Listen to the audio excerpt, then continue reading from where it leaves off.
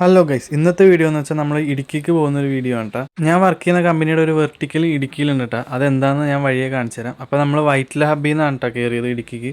അപ്പോൾ നേരെ നമ്മളിതേ കോതമംഗലം എത്തി. പിന്നെ അങ്ങോട്ട് ഞാൻ കടന്നുറങ്ങി. പിന്നെ ഒന്നും ഷൂട്ട് ചെയ്യാൻ പറ്റിയില്ല. നേരെ നമ്മളപ്പോൾ ഇടുക്കിയിലെത്തി. ഇതിന് മുമ്പ് ഞാൻ ഇടുക്കി വന്നപ്പോൾ ഇതേപോലെ രാവിലെ ഭക്ഷണം കഴിക്കാനൊരു സ്ഥലത്ത് കയറിയപ്പോൾ നല്ല കപ്പയും മീനിൻ്റെ മണം അടിച്ചായിരുന്നു. പക്ഷെ അന്ന് എനിക്ക് കഴിക്കാൻ പറ്റിയില്ല. അതുകൊണ്ട് ഇന്ന് ഞാൻ അത് എന്തായാലും കഴിച്ചിരിക്കും. അന്നും പറഞ്ഞ് നേരെ ഞാൻ കയറിയത് ഈ കടയിലാണ്. അങ്ങനെ ഓർഡർ ചെയ്ത് മക്കളെ കപ്പയും മീനും. പക്ഷെ വന്നപ്പം ഇത്ര ഞാൻ പ്രതീക്ഷിച്ചില്ല. ആ മീൻ എൻ്റെ ഒരു കൈപ്പത്തിയിൽ അത്ര ഉണ്ടായിരുന്നു. ടേസ്റ്റ് അതിൻ്റെ അപ്പുറം. അങ്ങനെ കപ്പയും മീനും ഞാൻ നല്ല ആസ്വദിച്ച് കഴിച്ചുകൊണ്ടിരിക്കുകയാണ്. ഇവിടുത്തെ കടയത്തെ ആളായിട്ട് ഞാൻ നല്ല കമ്പനിയായി. ഇവിടെ ഉള്ളവരെല്ലാവരും ഒരു പ്രത്യേക സ്നേഹമുള്ളവരാണ്.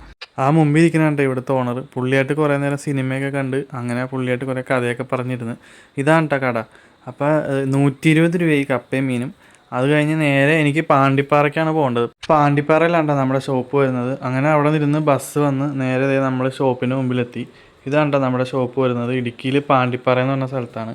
അപ്പോൾ അവിടുത്തെ കുറച്ച് പണിയൊക്കെ കഴിഞ്ഞ് നമ്മൾ നേരെ റോയ് സാറിൻ്റെ വീട്ടിലെത്തി. റോയ് സാറിൻ്റെ വീടിൻ്റെ അടുത്താണ് നമ്മുടെ ഷോപ്പ് വരുന്നത്.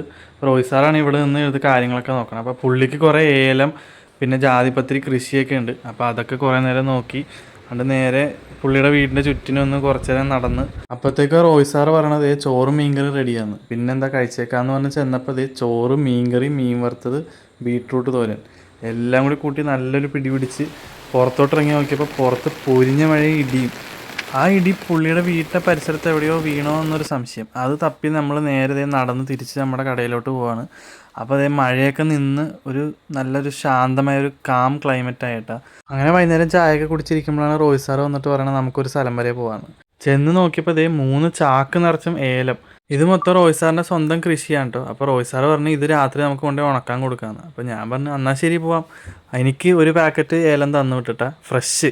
അപ്പോൾ ഇതാണ് നമ്മൾ ഉണക്കാൻ കൊടുക്കുന്ന സ്ഥലം കേട്ടോ. ഇതൊക്കെ ഞാൻ ആദ്യമായിട്ട് കാണണം. അവിടെ ചെന്നപ്പോൾ തന്നെ ഒരു ഹിന്ദിക്കാരൻ വന്ന് 2-3 ചാക്ക് എടുത്തുകൊണ്ട് വെയിറ്റ് ചെയ്ത് 67 കിലോ ഉണ്ട്. അപ്പോൾ ഇത് ശരിക്കും തൂക്കി ഉണക്കി വരുമ്പം ഒരു 40-45 കിലോൻ്റെ അടുത്ത് വരും എന്നാണ് എന്നോട് റോയ് സാർ പറഞ്ഞത്.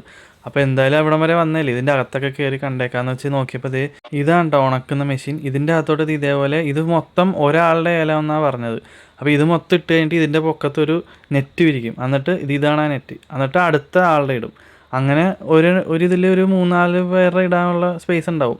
അപ്പോൾ ആ കണ്ടതാണ് കേട്ടോ ഉണക്കുന്ന സാധനം. അത് ഉണങ്ങി വരുന്നതാണ് ആ ഫൈനൽ പ്രൊഡക്റ്റ്.